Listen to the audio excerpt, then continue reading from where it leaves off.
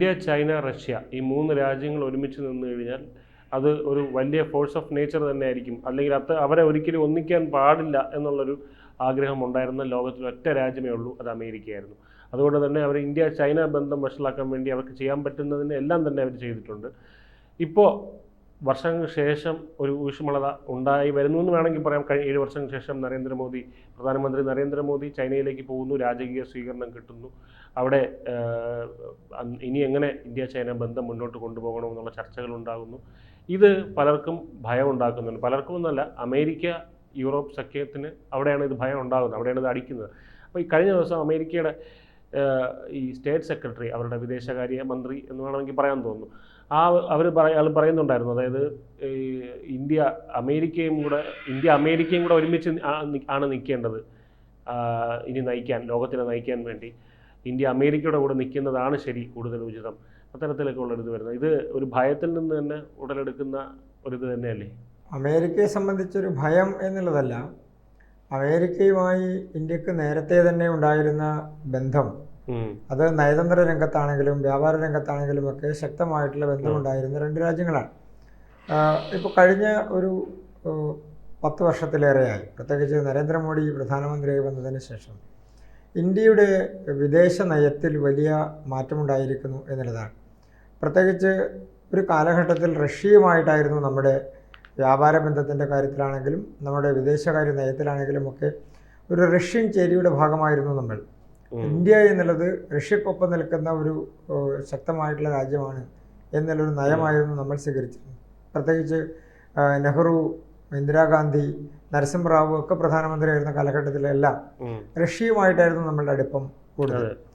പക്ഷേ ചൈനയുമായി പലപ്പോഴും നമ്മൾ അതിർത്തി വിഷയങ്ങളിലാണെങ്കിലും അതുപോലെ തന്നെ മറ്റ് പല നയതന്ത്ര ബന്ധങ്ങളിലുമൊക്കെ ഉലച്ചിലുകൾ ഉണ്ടാവുകയും യുദ്ധത്തിലേക്ക് പോവുകയും ഒക്കെ ചെയ്തിട്ടുണ്ട്. പക്ഷേ എങ്കിൽ പോലും റഷ്യയോട് ഒരിക്കലും ഒരു ഘട്ടത്തിലും നമ്മൾ വ്യാപാര മേഖലയിലാണെങ്കിലും നയതന്ത്ര മേഖലയിലാണെങ്കിലും ഒന്നും ഒരു സാഹചര്യത്തിലും ഒരു എതിർപ്പ് ഉണ്ടാവുക എന്നുള്ള സാഹചര്യം ഒരു കാലഘട്ടത്തിലും ഉണ്ടായിട്ടില്ല. അഭിപ്രായ വ്യത്യാസങ്ങൾ ഉണ്ടെങ്കിൽ തന്നെ അത് പെട്ടെന്ന് പരിഹരിച്ച് നയതന്ത്ര ബന്ധം സുദൃഢമായി പോകുന്ന 2 രാജ്യങ്ങളായിരുന്നു ഇന്ത്യയും റഷ്യയും തമ്മിൽ.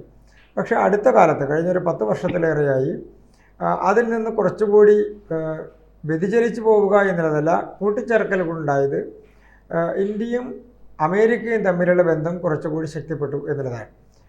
മറ്റ് പല കാലഘട്ടങ്ങളിൽ നിന്ന് വ്യത്യസ്തമായി നമ്മളെപ്പോഴും നമ്മുടെ രാഷ്ട്രീയ പാർട്ടികളാണെങ്കിലും നമ്മുടെ സാമൂഹിക ചർച്ചകളിലാണെങ്കിലും ഒക്കെ അമേരിക്കൻ ബുർഷ്വാസത്തിനെതിരെ എന്ന് പറയുന്ന ആ ബുർഷ്വായിസ സംവിധാനത്തിനെതിരെ നിലകൊള്ളുന്ന ഒരു മനസ്ഥിതി ഉണ്ട് ഇന്ത്യക്ക് എന്ന് പറയുന്ന ഒരു സാഹചര്യത്തിൽ നിന്ന് മാറി അമേരിക്കയുടെ നിലപാടുകൾക്ക്, അതോടൊപ്പം തന്നെ അമേരിക്കയുടെ മാർക്കറ്റിന്, അതിനെ കൂടി നമ്മുടെ വികസനത്തിനും നമ്മുടെ സാമ്പത്തികപരമായിട്ടുള്ള ഭദ്രതയ്ക്കും കൂട്ടിച്ചേർക്കുക എന്നുള്ളൊരു വസ്തുതയാണ് ഉണ്ടായിട്ടുള്ളത്. അതിൻ്റെ പ്രയോജനം നമുക്ക് ലഭിച്ചിട്ടുണ്ട്. കാരണം ലോകത്തിലെ 10ാമത്തെ സാമ്പത്തിക ശക്തിയായി നിന്നിരുന്ന ഇന്ത്യ 1990കളുടെ കാലഘട്ടത്തിൽ നമ്മുടെ സാമ്പത്തിക നയത്തിൽ വ്യതിയാനം വരുത്തിക്കൊണ്ട്, പ്രത്യേകിച്ച് നരസിംഹറാവു പ്രധാനമന്ത്രിയും ഡോക്ടർ മൻമോഹൻ സിംഗ് ധനകാര്യ ഉപമന്ത്രിയായിരുന്ന കാലഘട്ടത്തിലുണ്ടായിട്ടുള്ള വലിയ മാറ്റങ്ങൾ, ആ സാമ്പത്തിക മാറ്റങ്ങളുടെ പ്രയോജനങ്ങൾ നമ്മുടെ രാജ്യത്തേക്ക് വലിയ തരത്തിലുണ്ടായിരുന്നില്ല എന്നുള്ളതാണ്. പക്ഷെ കഴിഞ്ഞ ഒരു വ്യാഴവട്ട കാലത്തിനിടയിൽ നമ്മുടെ രാജ്യത്ത് ഫോറിൻ ഡയറക്റ്റ് ഇൻവെസ്റ്റ്മെൻറ്റ് അത് ഏറ്റവും സുദൃഢമായി നിലനിൽക്കുന്ന ഒരു കാലഘട്ടത്തിലേക്ക് നമ്മൾ മാറി. നമ്മുടെ ലോകത്തിലെ സാമ്പത്തിക ശക്തിയായിട്ടുള്ള രാജ്യങ്ങളോട് നമ്മൾ പുലർത്തിയിരുന്ന നയത്തിൽ വലിയ മാറ്റം വരുത്തി എന്നുള്ളതാണ്. കഴിഞ്ഞ ഒരു വ്യാഴവട്ട കാലത്തിനിടയിൽ നമ്മുടെ ലോകത്തിലെ പല സാമ്പത്തിക ഇടപാടുകളുള്ള രാജ്യങ്ങളെയും അവർക്ക് മുന്നിലേക്ക് കടന്നു വരാൻ കഴിയുന്ന ഒരു ഇക്കോണമി നമ്മൾ സൃഷ്ടിച്ചു എന്നുള്ളതാണ്. അങ്ങനെ നമ്മുടെ രാജ്യം സൃഷ്ടിക്കപ്പെട്ടതിൻ്റെ ഒരു പ്രധാനപ്പെട്ട പങ്ക് അമേരിക്കയുമായിട്ടുള്ള വ്യാപാര ബന്ധത്തിൽ നാം കൊണ്ടുവന്ന ശക്തമായിട്ടുള്ള ചില മാറ്റങ്ങളാണ്. ആ മാറ്റങ്ങൾ അത് ഇമ്പോർട്ടിൻ്റെ കാര്യത്തിലാണെങ്കിലും എക്സ്പോർട്ടിൻ്റെ കാര്യത്തിലാണെങ്കിലും ഇന്ത്യക്ക് അകത്തേക്കും ഇന്ത്യക്ക് പുറത്തേക്കും, അമേരിക്കക്ക് അകത്തേക്കും അമേരിക്കക്ക് പുറത്തേക്കും ഇന്ത്യയിലേക്ക് വരുന്ന ഇമ്പോർട്ടിനെ സംബന്ധിച്ചാണെങ്കിലും ഒക്കെ മാറ്റങ്ങളുണ്ടായി എന്നുള്ളതാണ്. അതിൻ്റെ പ്രയോജനം നമുക്ക് ഇക്കോണമിയിൽ ലഭിച്ചു. അത് അമേരിക്കയോട് മാത്രമല്ല, പ്രത്യേകിച്ച് നരേന്ദ്രമോദി പ്രധാനമന്ത്രിയായതിനു ശേഷം അദ്ദേഹം വലിയ തരത്തിൽ ആദ്യത്തെ അദ്ദേഹത്തിൻ്റെ ടേമിൽ 5 വർഷക്കാലത്തിനിടയിൽ പ്രധാനപ്പെട്ട ലോകരാജ്യങ്ങളുമായി എല്ലാം സന്ദർശനം നടത്തുകയും അവിടെയെല്ലാം നയതന്ത്ര ബന്ധം ദൃഢമാക്കുകയും പ്രത്യേകിച്ച് ഇന്ത്യക്കാർ തിങ്ങിപ്പാർക്കുന്ന സ്ഥലങ്ങൾ, ഇന്ത്യയുടെ ജനത ഉള്ള പ്രധാനപ്പെട്ട രാജ്യങ്ങളിലെല്ലാം പ്രധാനമന്ത്രി പോയി അവിടുത്തെ വ്യാപാര സമൂഹവുമായി സംവദിക്കുകയും ഇന്ത്യയിലേക്ക് മേക്ക് ഇൻ ഇന്ത്യ പദ്ധതിയുടെ ഭാഗമായി അല്ലെങ്കിൽ മെയ്ഡ് ഇൻ ഇന്ത്യ പദ്ധതിയുടെ ഭാഗമായി ഇന്ത്യയിലേക്ക് വ്യാപാരം കൊണ്ടുവരാൻ വേണ്ടിയിട്ടുള്ള ശ്രമങ്ങൾ നടത്തി. അത് വലിയ തരത്തിൽ വിജയിച്ചു എന്ന് വേണം കരുതാൻ. കാരണം നമ്മുടെ രാജ്യത്തെ കടം എന്നുള്ളത്, പൊതുകടം എന്നുള്ളത് കുറഞ്ഞു വരുന്നു. ഒപ്പം തന്നെ നമ്മുടെ ഇക്കോണമി സ്റ്റഡിയായി നിലനിൽക്കുന്നു. അതിനേക്കാളൊക്കെ അപ്പുറത്ത് കഴിഞ്ഞ ഒരു 4-5 വർഷക്കാലത്തിനിടയിൽ ലോകത്തിലെ പ്രധാനപ്പെട്ട രാജ്യങ്ങളിലുണ്ടായിട്ടുള്ള മാറ്റം ഒരു 90കളുടെ കാലഘട്ടം നമ്മൾ വീണ്ടും ഓർമ്മിച്ചാൽ 2000-ലും 2010-ൻ്റെയൊക്കെ കാലഘട്ടങ്ങളിൽ പല രാജ്യത്തും ഒരു വലിയ സാമ്പത്തിക പ്രതിസന്ധി നേരിടുന്ന കാലഘട്ടമുണ്ടായിരുന്നു, വലിയ തിരിച്ചടി നേരിടുന്ന കാലഘട്ടമുണ്ടായിരുന്നു. ആ സമയത്ത് പോലും നമ്മൾ പിടിച്ചു നിന്നതാണ്, നമ്മുടെ എക്കോണമി പിടിച്ചു നിന്നതാണ്. പക്ഷെ കഴിഞ്ഞ ഒരു 10-12 വർഷക്കാലത്തിനിടയിൽ നമ്മൾ അതിനെയെല്ലാം അവസരമായി ഉപയോഗിച്ചുകൊണ്ട്, ഈ രാജ്യങ്ങളെല്ലാമായിട്ടുള്ള ബന്ധങ്ങൾ അവസരമായി ഉപയോഗിച്ചുകൊണ്ട് നമ്മുടെ എക്കോണമി ശക്തിപ്പെടുത്തിയതിൻ്റെ ഫലമായി നമുക്ക് 4ാം സ്ഥാനത്തേക്ക് കടന്നു വരാൻ കഴിഞ്ഞു. ലോകത്തിലെ ഏറ്റവും വലിയ സാമ്പത്തിക ക്രയവിക്രയം നടക്കുന്ന, സാമ്പത്തിക ഭദ്രതയുള്ള, GDP വളർച്ചയുള്ള 4ാമത്തെ രാജ്യമായി ഇന്ത്യ മാറി. എന്ന് പറഞ്ഞാൽ GDP വളർച്ചയിൽ ഇന്ന് ലോകത്തിലെ ഏറ്റവും പ്രധാനപ്പെട്ട രാജ്യമായി ഇന്ത്യ മാറി എന്നുള്ളതാണ്.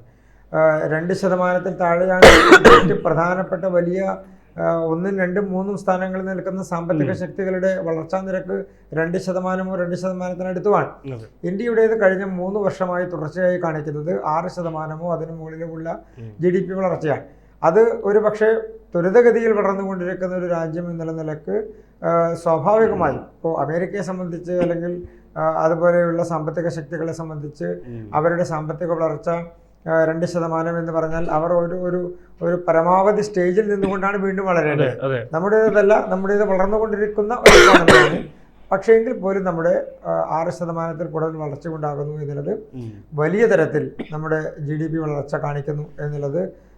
ഇതിൻ്റെ പീറ്റർ നവാരോ എന്ന് പറയുന്ന ട്രംപിൻ്റെ തന്നെ ഒരു അസിസ്റ്റൻ്റ് എന്ന് വേണമെങ്കിൽ പറയാം. എന്തായാലും അങ്ങനെ ഒരാളെന്ന് പറഞ്ഞാൽ ഇന്ത്യ ഇപ്പോൾ പൊതുവെ ഇന്ത്യ വിരുദ്ധ പരാമർശങ്ങളാണ് പറയുന്നത്. ഇപ്പോൾ പറയുന്നു മോദിയുടെ യുദ്ധമാണ് ഇവിടെ നടക്കുന്നത്, യുക്രൈനിൽ നടക്കുന്ന. അതുപോലെ സാർ ഇപ്പോൾ പറഞ്ഞ വിഷയം ആയത് നമ്മുടെ ഇന്ത്യ അമേരിക്ക സൗഹൃദമായതുകൊണ്ട് ഒരു കാര്യം കൂടി അദ്ദേഹം പറഞ്ഞിട്ടുണ്ടായിരുന്നു. India is helpful for America but not indispensable എന്ന് പറഞ്ഞു. അതായത് ഇന്ത്യയുടെ സൗഹൃദം നമുക്ക് ഹെൽപ്ഫുള്ളാണ്, നമുക്ക് സഹായകമാണ്, പക്ഷെ അത് ഉപേക്ഷിക്കാൻ പറ്റാത്തൊരു കാര്യമൊന്നുമല്ല എന്നുള്ള രീതിയിൽ പറഞ്ഞു. അപ്പോൾ ഇത് ഒരേ സമയം നമ്മൾ അഭിനന്ദിക്കുകയും ഒരേ സമയം നമ്മൾ പ്രകോപിപ്പിക്കുകയും ചെയ്യുകയല്ലേ? അല്ല, അമേരിക്ക പ്രകോപിപ്പിക്കുക എന്നതിനേക്കാൾ അപ്പുറത്ത് നമ്മളെ പേടിപ്പിച്ച് വരുതിയിലാക്കാൻ കഴിയുമോ എന്നാണ് ശ്രമിക്കുന്നത്. അങ്ങനെ ഭയപ്പെടുന്ന ഒരു രാജ്യമല്ല ഇന്ത്യ എന്നുള്ളത് ഇപ്പോൾ മാത്രമല്ല, പൊഖ്രാനിലെ ആണവ വിസ്ഫോടനത്തിന് ശേഷമുണ്ടായിട്ടുള്ള സാങ്ഷനിങ്, അന്നത്തെ ഉപരോധത്തെ സധൈര്യം നേരിട്ടൊരു രാജ്യമാണ് ഇന്ത്യ. നിങ്ങളൊരു ചുക്കും ഇന്ത്യക്കെതിരെ ചെയ്യാനില്ല എന്ന് പറഞ്ഞ രാജ്യമാണ് ഇന്ത്യ.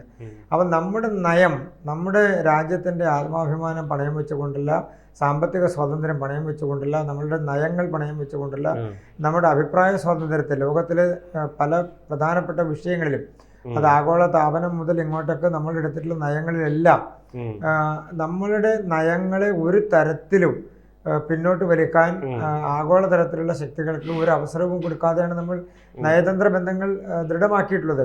അപ്പോൾ ഇപ്പോഴും അമേരിക്ക നമ്മൾക്കെതിരെ ഒരു തീരുവ കൊണ്ടുവന്നുകൊണ്ട് നമ്മുടെ രാജ്യത്ത് ഒരു ഭീഷണി ഉയർത്താം എന്ന് വിചാരിച്ചാൽ അത് വിലപ്പോകില്ല എന്നുള്ളത് നയതന്ത്ര ബന്ധത്തിലൂടെ തന്നെ നമ്മൾ തെളിയിച്ചിട്ടുണ്ട്. അപ്പോൾ അമേരിക്കയിലേക്ക് ഇപ്പോൾ പല വാർത്താമാധ്യമങ്ങളും റിപ്പോർട്ട് ചെയ്തല്ലോ, പ്രധാനമന്ത്രി അമേരിക്കൻ പ്രസിഡന്റിന്റെ കോൾ എടുക്കുന്നില്ല എന്നുള്ളത്.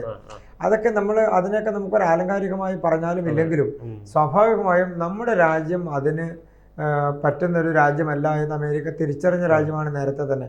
അപ്പോൾ അവരുടെ ഭീഷണികൾ വിലക്കെടുക്കാൻ കഴിയുന്ന രാജ്യങ്ങളുണ്ടാകും, ചെലവാക്കാൻ കഴിയുന്ന രാജ്യങ്ങളുണ്ടാകും. പക്ഷെ അത് ഇന്ത്യയിൽ നടക്കില്ല എന്നുള്ളതാണ്. ഇപ്പോൾ നമ്മുടെ രാജ്യത്ത് പ്രതിപക്ഷം പലപ്പോഴും ഉയർത്തിയിട്ടുള്ള ആരോപണം എന്താണ്? നമ്മുടെ രാജ്യം അമേരിക്കക്ക് മുമ്പിൽ മുട്ടുമടക്കാൻ വേണ്ടി ശ്രമിക്കുന്നു എന്നുള്ളതാണ്. അപ്പോഴും നമ്മുടെ രാജ്യം ഓപ്പറേഷൻ സിന്ദൂരിന്റെ ഘട്ടത്തിൽ പോലും അമേരിക്കൻ പ്രസിഡന്റിനെ തള്ളിക്കളിയാണ് ഇന്ത്യ ചെയ്തിട്ടുള്ളത്. ഇന്ത്യയുടെ വിദേശകാര്യ സെക്രട്ടറി അമേരിക്കൻ പ്രസിഡന്റിന്റെ പ്രസ്താവനയെ ഒരു ദയമില്ലാതെ തള്ളിക്കളഞ്ഞു, നിർദാക്ഷിണ്യം ഉപേക്ഷിച്ചു എന്നുള്ളതാണ്. അപ്പോൾ അമേരിക്കയെ സംബന്ധിച്ച് അവർക്ക് മുന്നിലേക്ക് ഉയർത്താൻ കഴിയുന്ന ഒരു പ്രധാനപ്പെട്ട വിഷയം ഇന്ത്യക്കെതിരെ ശക്തമായി പറയുക എന്നുള്ളതാണ്. നമ്മളെ ഒന്നുകൂടി ഭയപ്പെടുത്താൻ കഴിയുമോ എന്ന് നോക്കുക എന്നതാണ്. അതിനവർ ഉദ്യോഗസ്ഥന്മാരെ ഉപയോഗിക്കുന്നു, സ്റ്റേറ്റ് സെക്രട്ടറിമാരെ ഉപയോഗിക്കുന്നു, പ്രസ്താവനകൾ ഇറക്കുന്നു എന്നുള്ളതിനേക്കാൾ അപ്പുറത്ത് ഈ പ്രസ്താവന യുദ്ധം കൊണ്ട് അമേരിക്കയ്ക്ക് ഗുണമുണ്ടാവില്ല എന്നുള്ളതിൻ്റെ ഒരു പ്രധാനപ്പെട്ട ഘടകം അമേരിക്കയിലേക്ക് ഇറക്കുമതി ചെയ്യുന്ന ഇന്ത്യൻ വസ്തുക്കളിൽ പ്രധാനപ്പെട്ട അവരുടെ ഭക്ഷ്യവസ്തുക്കളുമായി ബന്ധപ്പെട്ടുകൊണ്ടുള്ള ഒരു വലിയ ഭാഗമുണ്ട്.